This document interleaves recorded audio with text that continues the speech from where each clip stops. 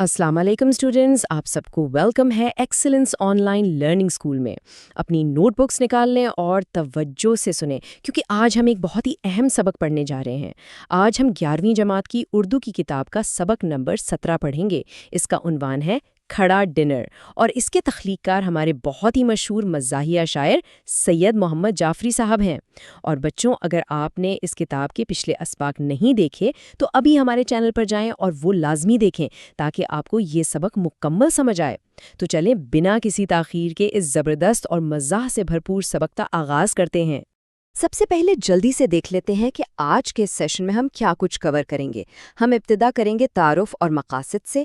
इसके बाद मैं आपके सामने ये नज़्म पढ़ूंगी, फिर हम इसकी तफसीली तशरीह करेंगे, मरकज़ी ख्याल पर बात होगी और आखिर में बोर्ड के इम्तिहानात के हवाले से सवालात और आपकी सेल्फ स्टडी पर रोशनी डालेंगे। देखिए, हम ये सबक पढ़ क्यों रहे हैं। दरसी किताब में इसको शामिल करने के चंद ख़ास मकासद हैं। एक तो ये कि आप मज़ाहिया अदब, ख़ास तौर पर मज़ाहिया शायरी की सिन्फ को समझ सकें।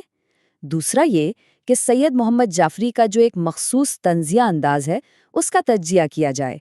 और सबसे बड़ी बात, हम ये जान सकें कि मग़रबी तहज़ीब की निकाली ने हमारी अपनी रिवायात, ख़ास तौर पर हमारे ताम और कलाम के आदाब को किस हद तक बिगाड़ दिया है।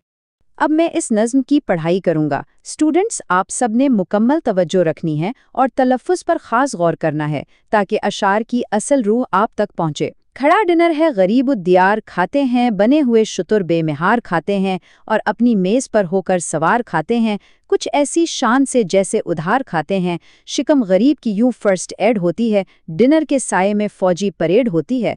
खड़े हैं मेज़ किनारे जो एक पेट लिए, इन्हीं ने कोफ्ते अपने लिए लपेट लिए, इधर उधर के जो खाने थे सब समेट लिए, खड़ा था पीछे सो में रह गया प्लेट लिए, ये मेज़ हो गई खाली अब और क्या होगा, पुलाव खाएंगे अहबाब फातिहा होगा। थी एक मुर्ग की टांग और रकीब ले भागा, मरा नसीब भी जागा पर देर में जागा, कबाब उठाया तो उसमें लपट गया धागा, डर ये क्या कि न पीछा है जिसका तय आगा, ये क्या खबर थी मैं आया था जब डिनर खाने, हकीकतों को संभाले हुए हैं अफसाने, वो एक मेज़ ख़वातीन गिर्द सफ़ारा, लबों से उनके रवां गुफ्तगू का फवारा, मैं एक गोशे में सहमा खड़ा हूँ बेचारा, कि ये हटे तो उठाऊं मैं नान का पारा, असीर हल्का ख़ौबान जो मुर्गमाही हैं, तो हम हमा सिफत हाय कम निगाही हैं। नज़्म की पढ़ाई के बाद अब आते हैं इसकी तफसील की तरफ। शुरू के अशार में ही देखिए शायर ने कितना गहरा तंज किया है। वो कहते हैं कि लोग इस खड़े डिनर में यूं खा रहे हैं जैसे गरीबुल दियार हों, यानी जैसे कोई परदेसी या मुसाफिर हो जिसका अपना कोई ठिकाना ना हो। और फिर कहते हैं कि लोग बिल्कुल तहजीब भूलकर यूं खाने पर टूट पड़े हैं जैसे उन्हें कभी खाना मिला ही ना हो। ये एक बहुत ही तल्ख मगर मज़ाहिया हकीकत है। अच्छा, यहाँ एक बहुत ही ख़ास अदबी इस्तिलाह इस्तेमाल हुई है, शुतर बेमिहार। इसे समझना बहुत ज़रूरी है। शुतर बेमिहार का लफ्ज़ी मतलब है एक ऐसा ऊँट जिसकी नाक में नकील न हो, यानी जो बिल्कुल बेकाबू हो। सैयद मोहम्मद जाफ़री ने इस इस्तिआरे को उन मेहमानों के लिए इस्तेमाल किया है जिनमें बुफ़े डिनर के दौरान ज़ब्ते नफ्स बिल्कुल ख़त्म हो जाता है। बस हर एक को अपना पेट भरने की फ़िक्र होती है, बाकी कोई नज़्म ज़ब्त वहाँ नज़र नहीं आता। अब ज़रा तकाबुल कीजिए, हमारी जो रिवायती मशरकी तहज़ीब है उसमें खाने के कितने खूबसूरत आदाब हैं। हम आराम से बैठते हैं, सब्र का मुज़ाहरा करते हैं, शाइस्ता गुफ्तगू होती है। लेकिन इसके मुकाबले में ये खड़ा डिनर कैसा है? शायर के बकौल यहाँ मैदे की फ़र्स्ट एड यानी इब्तिदाई तिब्बी इमदाद हो रही है और माहौल बिल्कुल किसी फ़ौजी परेड जैसा है, बस भागम भाग। ये तकाबुल हमें बताता है कि हम मग़रिब की कैसी भूंडी नकल कर रहे हैं। ये शेर तो हमारे समाजी रवैयों का बिल्कुल सच्चा अक्स है। आपने खुद भी नोट किया होगा। शायर बताता है कि जो लोग दस्तरख्वान के बिल्कुल करीब खड़े हैं, उन्होंने अपनी प्लेटों में कोफ्तों और हर किस्म के खानों का एक पहाड़ खड़ा कर लिया है, और वो शख्स जो ज़रा तमीज़ के साथ पीछे खड़ा अपनी बारी का इंतज़ार कर रहा है, इस बेचारे के हाथ में बस एक खाली प्लेट ही रह जाती है। ये सिर्फ हंसने की बात नहीं है, बल्कि हमारी समाजी खुदगर्जी पर एक बहुत बड़ी चोट है।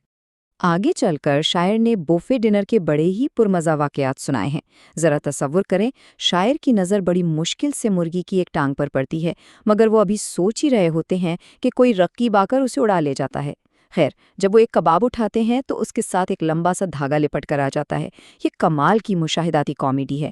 یہ چھوٹی چھوٹی باتیں ہمیں بے اختیار ہنسنے پر مجبور کر دیتی ہیں کیونکہ یہ بالکل حقیقت ہیں۔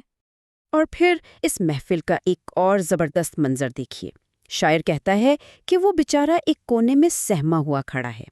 کیوں؟ کیونکہ ایک میز کے گرد خواتین کی لمبی قطاریں ہیں اور ان کے لبوں سے گفتگو کا ایسا فوارہ پھوٹ رہا ہے جو رکنے کا نام ہی نہیں لے رہا۔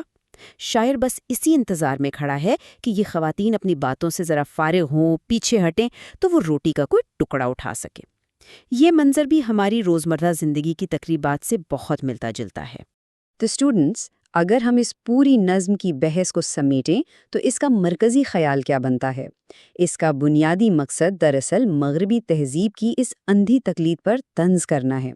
سید محمد جعفری نے بڑی مہارت سے بتایا ہے کہ کس طرح ہم نے خود کو ماڈرن دکھانے کے چکر میں اپنی شاندار مشرقی روایات کھو دی ہیں۔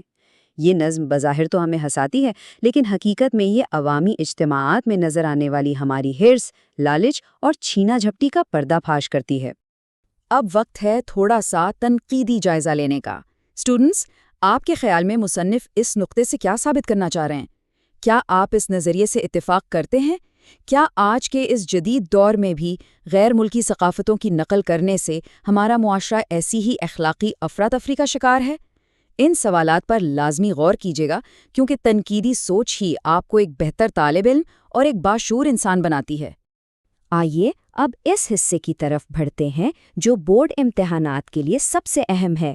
تشریحی سوالات کے حوالے سے آپ کو یہ معلوم ہونا چاہیے کہ شاعر نے فرسٹ ایڈ اور فوجی پریڈ کے الفاظ کن معنوں میں استعمال کیے ہیں۔ تصوراتی سوالات میں پوچھا جا سکتا ہے کہ شتر بمہار سے مصنف کی کیا مراد ہے، اور سیاق و سباق کے لیے وہ شعر بہت اہم ہے جس میں پلاؤ پر فاتحہ پڑھنے کا ذکر ہے۔ اگر آپ ان نکات کو ذہن نشین کر لیں تو امتحانی پرچے میں آپ کے پورے نمبر آ سکتے ہیں۔ ہم اپنے آج کے اس سبق کے بالکل آخر میں پہنچ چکے ہیں۔ اسٹوڈنٹس، اس سبق کے نکات کو اپنی تحریر میں ڈھالنے کی کوشش کریں تاکہ امتحانی تیاری بہتر ہو سکے۔ جب آپ ان تشریحات کو اپنے الفاظ میں کاغذ پر لکھیں گے تو یہ کانسیپٹس آپ کے ذہن میں بالکل پختہ ہو جائیں گے۔ اور ہاں، اگر آپ کو یہ سبق پسند آیا تو ویڈیو کو لائک کریں اور اپنے دوستوں کے ساتھ شیئر کریں تاکہ وہ بھی اس بہترین رہنمائی سے فائدہ اٹھا سکیں۔ ہماری ہمیشہ یہی کوشش رہتی ہے کہ آپ کو بہترین اور معیاری تعلیم آسان الفاظ میں فراہم کی جائے۔ آپ کی محنت اور باقاعدگی ہی آپ کے روشن مستقبل کی چابی ہے۔ برائے کرم ہمارے اس پلیٹ فارم کو سبسکرائب کرنا نہ بھولیں۔ اپنا بہت زیادہ خیال رکھیے گا اور اپنی پڑھائی یوں ہی لگن کے ساتھ جاری رکھیں۔ اگلے سبق تک کے لیے اجازت دیجیے۔ خدا حافظ۔